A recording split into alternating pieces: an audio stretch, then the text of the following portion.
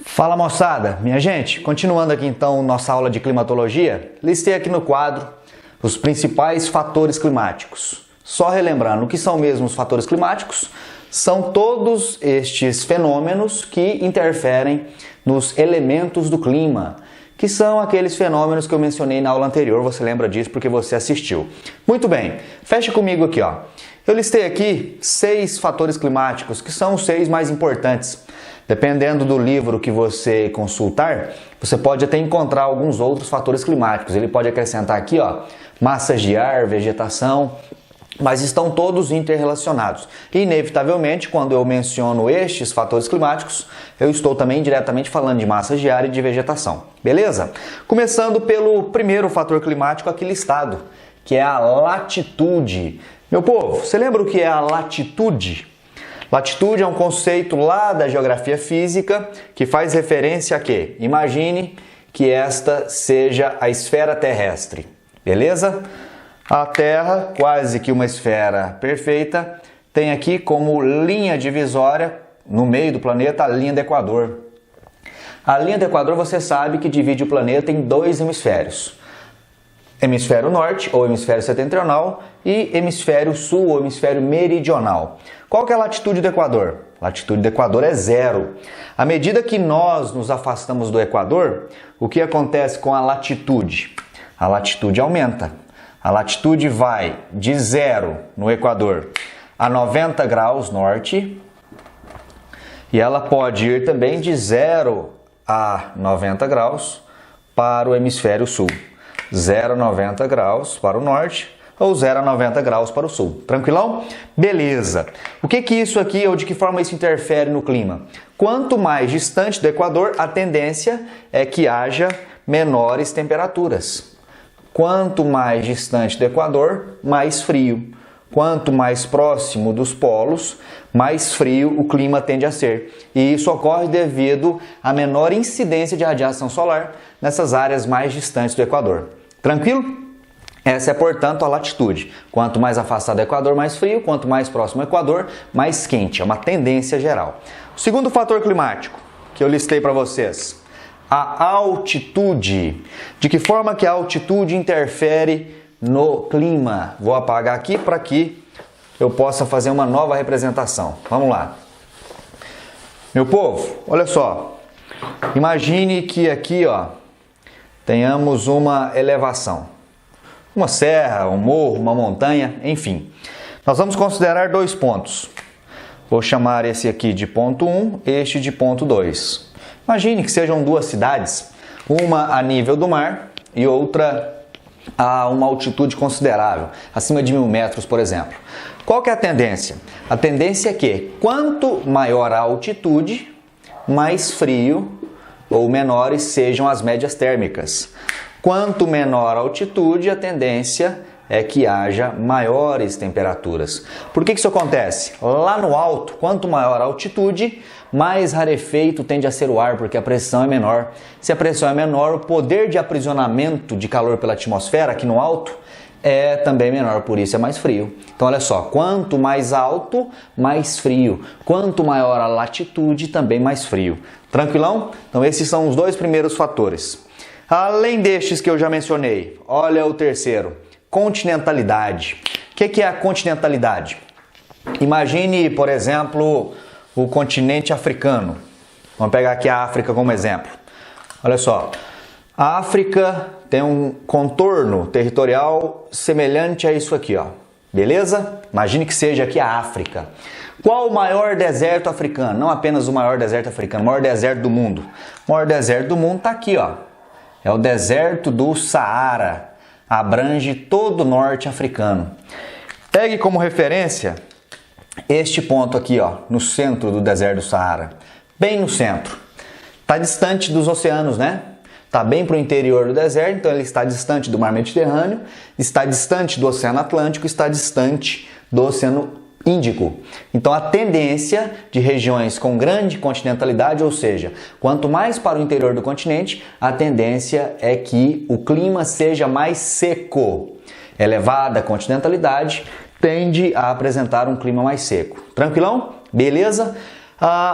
O quarto fator climático, maritimidade. O que é a maritimidade? Se continentalidade faz referência à distância em relação aos oceanos, aos mares, maritimidade faz referência à proximidade do oceano do mar. Eu citei aqui o centro do deserto do Saara.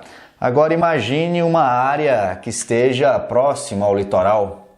Pode ser aqui na costa oeste africana, pode ser aqui na porção norte. Quanto maior a maritimidade, ou seja, quanto mais próximo do mar, do oceano, a tendência é que haja um clima mais úmido, mais chuvoso. Então, continentalidade maior, clima seco, maritimidade maior, clima úmido. Belezinha? Joia! Quarto fator climático, correntes marítimas. Correntes marítimas. Estou falando de clima e estou suando aqui, olha que beleza. Correntes marítimas. Você lembra o que são correntes marítimas? De uma forma bem simples, didática. Correntes marítimas são porções do oceano que se deslocam, porções d'água que se movem no oceano, como se fossem rios em alto mar. Por que há esse deslocamento de massas d'água no oceano? Diferença de pressão na água do mar entre um ponto e outro e também por influência do movimento de rotação terrestre. Há exclusivamente dois tipos de correntes marítimas. Ou a corrente marítima é quente ou ela é úmida. Por exemplo, vou pegar aqui a África mais uma vez como referência, aproveitando o desenho. Aqui na costa oeste africana, há a atuação de uma corrente marítima fria, chamada de corrente de Benguela. Essa corrente de Benguela, por ser fria, eu fiz ela de azul para simbolizar a corrente fria.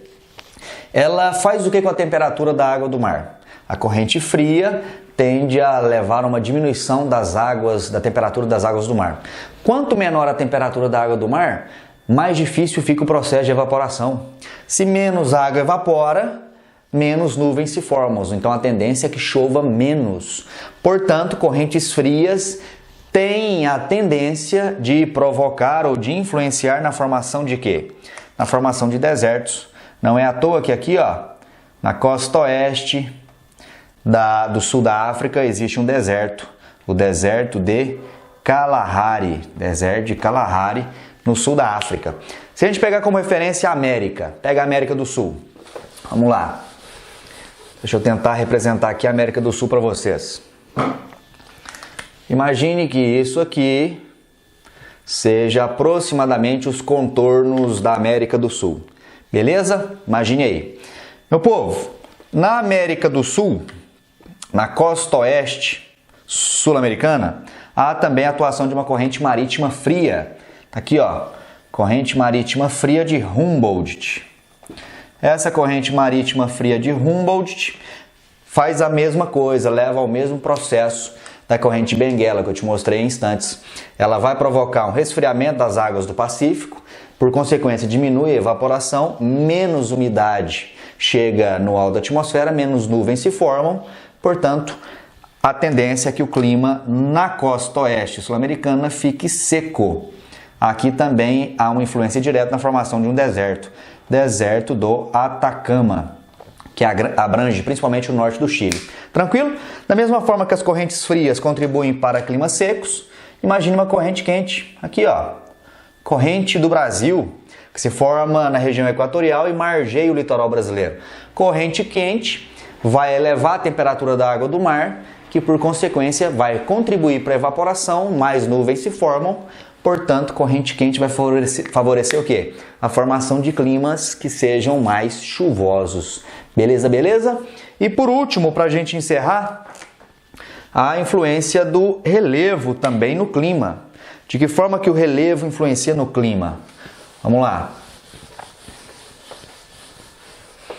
O relevo, pessoal, ele pode tanto ser um facilitador quanto um dificultador para o deslocamento das massas de ar. Eu vou voltar a uma situação que eu havia desenhado aqui há instantes. Vou repeti-la aqui, Imagine só. Está aqui uma faixa litoral, aqui é o oceano, uma elevação já no continente e aqui a região interior dessa faixa continental. Muito bem. Próximo ao oceano, quando esse oceano sofre a atuação de uma corrente quente, a tendência é que formem-se massas de ar ricas em H2O. Sim ou yes? Tá aqui, ó. Massa de ar rica em umidade, em vapor d'água. Por diferença de pressão entre o continente e o oceano, a tendência é que essa massa de ar se desloque para o continente. Chegando no continente, o que essa massa de ar encontra? A barreira do relevo, tem um obstáculo, não é? Então a tendência é que essa massa de ar faça o quê? Para transpor o relevo, ela vai ganhar altitude. O que acontece com a temperatura com o aumento da altitude? Falamos de altitude em instantes, hein? Quanto mais alto, menor a temperatura, por consequência, o vapor d'água que existe aqui dentro vai condensar e quando esse vapor condensa, ocorre o quê? Chuva, precipitação pluviométrica. Vai chover onde? Vai chover no litoral, vai chover na parte chamada de barlavento, que é a parte que recebe a massa de ar, a parte frontal do relevo. Quando essa massa de ar chega do outro lado aqui, ó, ela já vai chegar de que forma? Sem umidade. Ela chega seca. Se ela chega seca do lado de lá, a tendência é que aqui formem-se climas secos. Imagine que isso que eu tentei desenhar aqui, ó, seja uma vegetação típica de áreas secas, uma espécie cactácea. É lógico que meu desenho está fora de escala, né? Meu cacto ficou quase que do tamanho dessa elevação do relevo aqui, mas enfim, nesse caso o relevo determinou a existência de um clima mais seco no interior. Se não fosse a barreira do relevo, certamente aqui choveria. Tranquilo? Da mesma forma que o relevo aqui dificulta a passagem, a penetração de massas de ar, a inexistência dessa forma de relevo poderia também facilitar. Ou seja, o relevo pode ser um facilitador ou um dificultador para o deslocamento das massas de ar. Tranquilo, minha gente? É isso aí. Espero que tenha ficado claro para você de que forma cada um desses fatores climáticos influenciam e interferem no clima. Valeu? Falou em clima e eu tô suando aqui. Muito bom. Um abraço para vocês. Valeu, até o próximo vídeo. Até lá.